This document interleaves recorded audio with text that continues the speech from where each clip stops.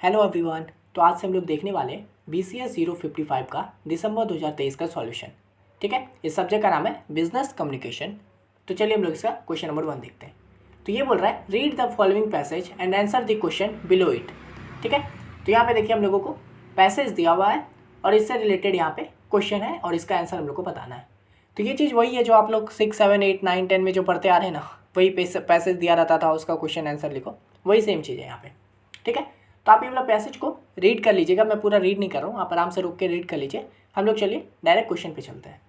तो यहाँ देखिए, इसमें पहला क्वेश्चन है what are the 4 things that the writer wants the student to do besides merely studying college, why. ठीक है, तो यहाँ देखिए ये 2 मार्क्स का क्वेश्चन है और ऐसे करके आपके 5 क्वेश्चन होंगे, तो यानी कि 10 मार्क्स का होगा ये पैसेज। ठीक है, तो यहाँ पे देखिए बोल रहा है कि राइटर क्या चाहता है कि वो 4 थिंग करे सिर्फ पढ़ाई के अलावा, है ना, पढ़ाई के अलावा और क्या क्या 4 चीज़ करे। तो देखिए जब आप इसको रीड करोगे ना, तो देखिए ट्राई टू एक्सपेंड, देखिए but life is not an exam, not yet at any rate, try to expand your interest. देखिए read some fictions even it's boring, play a musical instruments और लर्न अ न्यू स्पेट्स और paint और even read widely beyond your subjects. तो देखिए यही 4 thing बोला है writer करने के लिए पढ़ाई के अलावा। तो आप चाहो तो एज इट इज़ इसको यहाँ से उठा के लिख सकते हो कि राइटर से try to expand your this and this, ऐसे एज इट इज़ लिख सकते हो। पर मैंने इसको जानबूझ के थोड़ा अलग ढंग से बताया ताकि आप वो तरीका भी समझ जाओ। तो यहाँ पे देखिए the writer wants student to, बस वही सब चीज़ है, हम लोगों ने पॉइंट में लिख दिया, 4 चीज़ बोला था ना, तो मैंने ऐसे 4 पॉइंट लिख दिया है, समझिए, ताकि दिखने में और अच्छा लगे। वही सेम चीज़, read some fiction even if it's boring, play a musical instruments, learn a new sports और paints, read widely beyond your subject, है ना। और देखिए the reason for this is that he believes there is nothing more dreary than just doing only what you are suppose to do. ठीक है, तो ये कहाँ से उठाएं, यहाँ पे जब आप ये पूरा पढ़ोगे ना तब आपको समझ में आएगा कि राइटर पहले थोड़ा दुख दिखा रहा है कि सिर्फ यही करना कितनी बेकार की बात होती है, उसके बाद वो बताता है कि आप और भी चीज़ें करो, समझे। तो ऐसे करके रीड कर लीजिएगा। तो ये हो गया आपका पहला नंबर क्वेश्चन। फिर देखिए दूसरा, the writer is not very approving of social media and Netflix, what is his reason for opposing these. ठीक है, तो यहाँ पे देखिए कि ये बोल रहा है कि राइटर खुश नहीं है, अप्रूव नहीं करता है वो सोशल मीडिया नेटफ्लिक्स वगैरह को, पर ऐसा क्यों है। ठीक है, तो देखिए इसको जब आप पूरा पढ़ोगे तो your Instagram algorithm have convinced most people that images and videos are the best way to impart information, they are not, they will fill your brain without fulfilling it, समझे। तो यहाँ से वो राइटर खुश नहीं है कि वो सोचता है कि वो बोलता है कि आपका इंस्टाग्राम ऐसे दिखाता है कि वीडियो ऑडियो बेस्ट वे है कोई भी इन्फॉर्मेशन लेने का, पर वो होते नहीं है, वो बस आपके दिमाग को भर देते हैं विदाउट उसमें कोई इम्पैक्ट डाले हुए, ढंग का चीज़ को भेजे हुए, समझे। तो बस यही सेम चीज़ को मैंने यहाँ पे उठा के लिख दिया है, बस यहाँ पे एक लाइन एक्स्ट्रा डाल दिया, द राइटर स्टेट्स दैट, है ना, ये नॉर्मल सी इंग्लिश है कि राइटर बोलता है कि ये एज इट इज़, समझे। तो आप पूरा चाहो तो डिट्टो उठा के लिख सकते हो, ये भी नहीं लिखोगे तो भी चलेगा, है ना। ये हो गया। उसके बाद देखिए question, does the writer thinks that grades are crucial in students life, why and why not. तो यहाँ पे बोल रहा है कि क्या राइटर ऐसा सोचते हैं कि जो ग्रेड्स होते हैं वो बहुत क्रूशियल होते हैं, बहुत इंपॉर्टेंट होते हैं स्टूडेंट लाइफ में, अगर है तो नहीं है तो क्यों, समझे। तो यहाँ पे देखिए जब आप पूरा पढ़ोगे ना, तो grades are important but I know for too many people who have had low to middling grades and have a made name for themselves in the world with outside to believe in grade heaven, समझे। तो यहाँ पे बोलता है कि grades important है but उतने भी नहीं है कि उसके बिना काम ही नहीं चलेगा। मैं बहुत सारे ऐसे लोगों को जानते हैं जो ग्रेड के बिना भी अच्छा परफॉर्म किए अपने लाइफ में। तो बस देखिए यही चीज़ उठा के हम लोगों ने यहाँ लिख दिया है, grades are important but what travel important is figure out what you love to do, समझे। तो बस यहीं से देखिए हम लोगों ने ये इतना दूर पूरा लिख दिया। तो ये हो गया, पूरा पैरा उठा के लिख रहे हैं, है ना, कोई मुश्किल चीज़ नहीं है। आप देखिए discuss the role of mistakes in the life of young people according to the writer. तो अकॉर्डिंग राइटर के अनुसार यंग पीपल लोग क्या मिस्टेक करते हैं, है ना। तो यहाँ पे देखिए ये जब पूरा आप पढ़ोगे, समझे, तो ये वाला पैरा जब आप पढ़ने वाले हो तो यहाँ पे देखिए ये जब as long as you are being honest with yourself, mistakes are something you can learn and to live with, and if you are lucky you can even learn from them, समझे। तो बस यही है हम लोगों का कि क्या मिस्टेक करते हैं एक यंग लाइफ में। तो अकॉर्डिंग टू द राइटर मैंने बस लिख दिया एज लॉन्ग, बस वही सेम चीज़ उठा के यहाँ लिख दिए, समझे। उसका देखिए next question, why does the writer envy the students at this point of his life. ठीक है, तो यहाँ पे बोल रहा है कि राइटर किस बात से बच्चों से थोड़ा जलन करता है ना। तो ये भी 2 मार्क्स का क्वेश्चन है। तो जब इसको आप पढ़ोगे ना यहाँ पे ये वाला last paragraph, speaking of friend makes your, तो यहाँ पे देखिए यूनिवर्सिटी ऑफ ऑनर, तो यहाँ पे When I go to the canteen at my university, I am nostalgic about the endless coffee cup of coffee I drank there while conversing with my friend or matters that were most certainly pointless. तो देखिए वही सब चीज़ लिखे हैं. The writer invades student because he feels nostalgic, है ना. बस पहले यहाँ से हम लोगों ने उठा दिया. ये तो नॉर्मल इंग्लिश का लिखने का तरीका है, बट फिर भी मान के चलते हैं अगर जिनको बिल्कुल ही नहीं आता है तो यहाँ पे देखिए एंडलेस कॉफी वही सब, समझे. तो ये वो स्टूडेंट्स के साथ इसलिए जलन कर रहे हैं ना, मतलब थोड़ा सा ये हो रहा है, क्या बोलते हैं कि मुझे तुमसे तो जलन हो रही है क्योंकि तुम वो लाइफ जी रहे हो, स्टूडेंट तुम्हारे दोस्त हैं, तुम कॉलेज जाते हो, उनके साथ टाइम स्पेंड करते हो, है ना, चाय कॉफ़ी वगैरह पीते हो, तो वो सब कैंटीन में जाके ये सब चीज़ें करते हो. अब मैं वो नहीं कर पाता हूँ. राइटर ये स्टोरी बता रहा है, तो इसलिए उसी चीज़ का उसको थोड़ा जलन है. तो बस वही चीज़ हम लोग लिखे हैं यहाँ से, समझे. तो ये हो गया. और उसके बाद फिर लास्ट में देखें, just hanging around with friends and shooting and the bridge appears to be an episode from another lifetime, I envy you, समझे. तो इस तरह से ये हम लोगों ने यहाँ पे लिख दिया. तो ये था हम लोगों का पैरा वाला, मतलब फर्स्ट क्वेश्चन पैसेज से क्वेश्चन और आंसर लिखने का. ठीक है, ये 10 मार्क्स का था.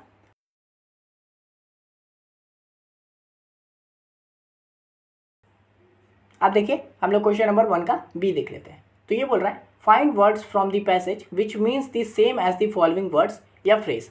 ये 5 मार्क्स का क्वेश्चन है और यहाँ पे आप लोग को 5 वर्ड्स या फ्रेज दिया हुआ है जिसका हम लोगों को मीनिंग ढूंढना है पैसेज में से.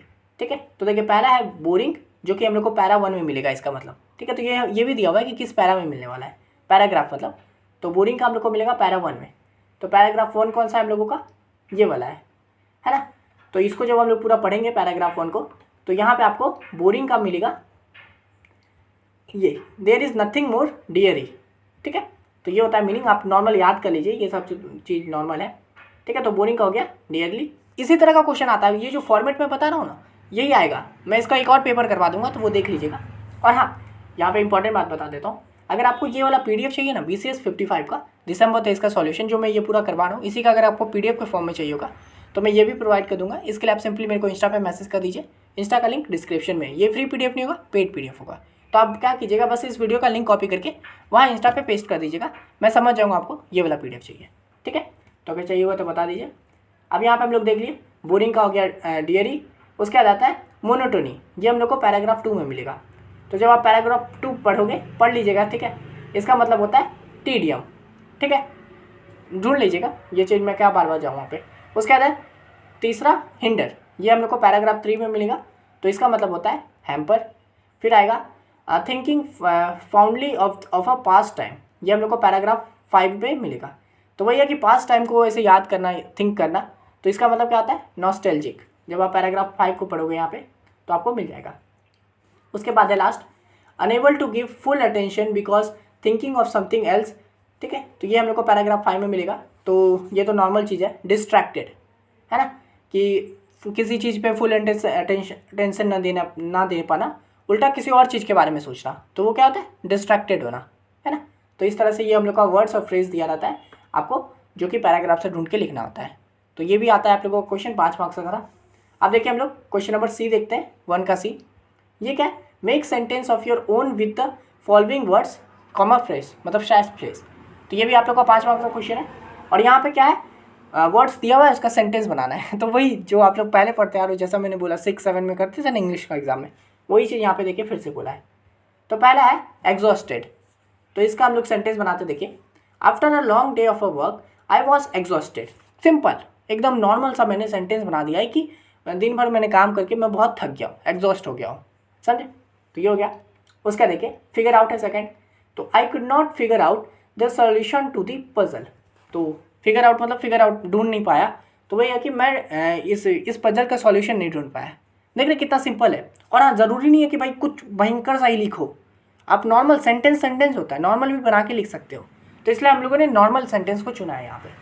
उसका देखिए प्रॉन टू एंथोसिज्म, तो ये है as a child I was prone to enthusiasm whenever I saw a new toy और गेम।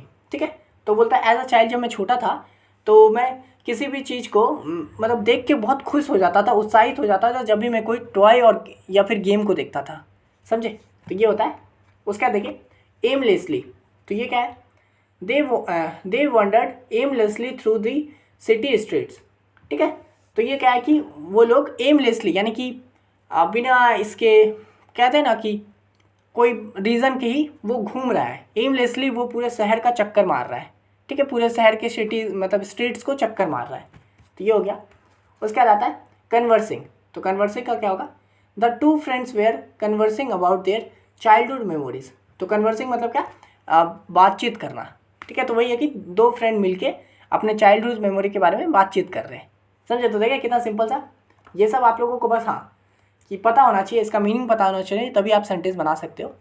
तो आप देख लीजिएगा, ज़्यादा हार्ड नहीं है। ठीक है, तो ये हो गया आप लोगों का 5 मार्क्स का क्वेश्चन।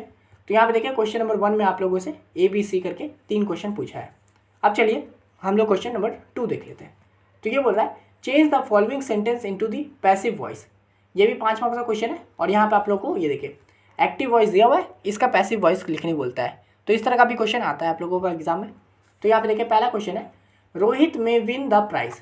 तो क्या है, रोहित प्राइज जीत सकता है। ठीक है, ये हो गया एक्टिव वॉइस। आप नॉर्मल समझिए, आप अगर चाहो तो एक्टिव और पैसिव का एक वीडियो देख लीजिएगा यूट्यूब पे, 5-10 मिनट का होगा, आप समझ जाओगे उससे। पर यहाँ पे मैं आपको बेसिक बता देता हूँ। तो यहाँ पे क्या है कि रोहित में विन द प्राइज यानी कि रोहित प्राइज जीत सकता है। तो पैसिव में क्या होगा ना कि ये जो प्राइज है उसको पहले ले आएंगे, यानी कि प्राइज जो है वो रोहित के द्वारा जीता जा सकता है। इस तरह का सेंटेंस बनेगा। तो देखिए बस हम लोग वही लिखे, the prize may be won by Rohit. समझे, जो प्राइज है वो शायद रोहित के द्वारा, मे बी रोहित के द्वारा जीता जा सकता है। इस तरह से हो गया ये। उसका देखिए the doctor was examining the patient. ठीक है, तो यहाँ पे क्या है कि डॉक्टर जो है पेशेंट का एग्जामिन कर रहा है। तो यहाँ पे पैसिव में क्या हो जाएगा, पेशेंट का एग्जामिन किया जा रहा है डॉक्टर के द्वारा। समझे, तो बस वही लिखे, the patient was being examined by the doctor. समझ रहे हैं ना, कितना सिंपल सा है। क्या है कि पेशेंट जो है वो एग्जामिन हो रहा है डॉक्टर के द्वारा। तो ये हो गया आप लोगों का। उसका देखिए they have build a new bridge over the river. ठीक है, तो ये क्या है कि उन्होंने ब्रिज मतलब रिवर के ऊपर एक नया ब्रिज बनाया है।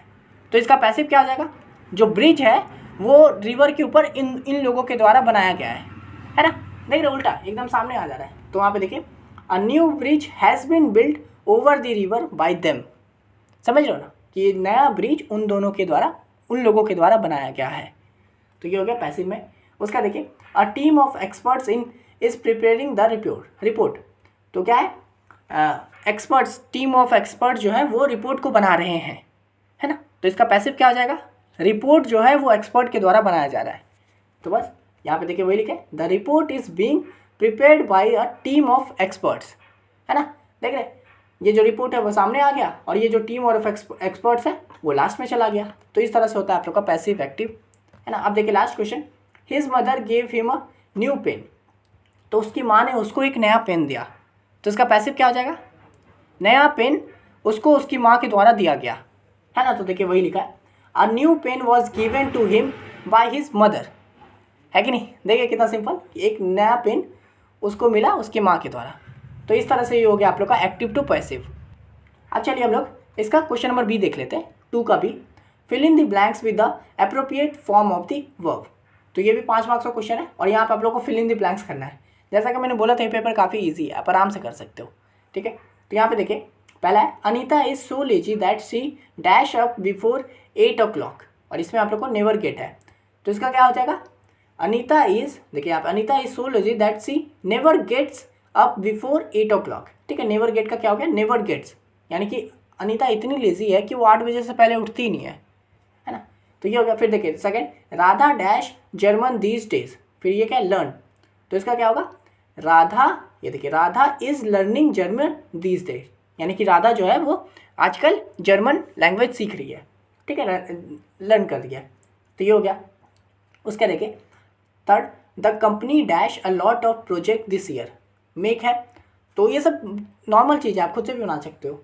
तो देखिए the company has made a lot of project this year, ये एक हो सकता है, या आप दूसरा ऐसे भी सोच सकते हो the company is making a lot of project this year, ये भी सेंस कर रहा है, ये भी सही है ना। तो आप कुछ भी लिख सकते हो। यहाँ पे मैंने किया है हैज़ मेड, यानी कि कंपनी जो है इस साल बहुत सारे प्रोजेक्ट बनाई है, या फिर ये भी कर सकते हैं हम लोग मेक का, the company is making a lot of project this year, यानी कि जो कंपनी है ये इस साल बहुत सारे प्रोजेक्ट बना रही है ना। तो इस तरह से कर सकते हैं। उसका देखिए the dog dash since morning, क्या है बार्क, तो ये क्या आ जाएगा the dog has been barking since morning, कुत्ता जो है वो सुबह से ही भौंक रहा है, इसलिए हम लोग का हैज़ बीन लगेगा। तो has been working since morning. फिर आता है इट डैश हैविली यस्टरडे, ठीक है, तो यह है रेन, तो ये आपको पता होगा इट रेन हैविली यस्टरडे, यानी कि कल बहुत तेज़ बारिश हुई थी, समझे। तो ये हो गया आप लोगों का फिल इन द ब्लैंक्स। काफ़ी सिंपल सा चीज़ था, ये सब आप लोग बहुत पहले से पढ़ते आ रहे हो, इसमें कोई नया चीज़ आप लोग नहीं पढ़ते, 6, 7, 8, 9, 10, 11, 12 सब में पढ़े होंगे, जहाँ जब इंग्लिश का एग्जाम दिए ये सब तो पूछा है आप लोग सब तक, समझे।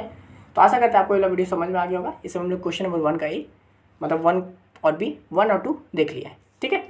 तो और हाँ, अगर आपको ये PDF चाहिए तो आपको पता ही है क्या करना है, इंस्टा पे मैसेज कर दीजिए, इंस्टा का लिंक डिस्क्रिप्शन में, फ्री नहीं है, पेड PDF है, ठीक है। और हाँ, अगर आप 5th सेमेस्टर से हो तो आप बाकी सब्जेक्ट को भी ज़रूर देख लीजिएगा, जैसे BCS 51, 52, 53, 54 सबका करवा दिया हूँ, लैब सब्जेक्ट जितने भी हैं उन सबका भी हो गया है। अगर आपका पहले कोई बैक लगा है 4th, 3rd, 2nd किसी में भी, तो उन सब का भी वीडियो आपको इस चैनल पर मिल जाएगा। तो आप आराम से इस चैनल को फॉलो कीजिए, यहाँ पे इग्नू BCS से रिलेटेड सब कंटेंट मिलेगा, देख लीजिएगा। मिलते हैं नेक्स्ट वीडियो में, तब तक के लिए धन्यवाद।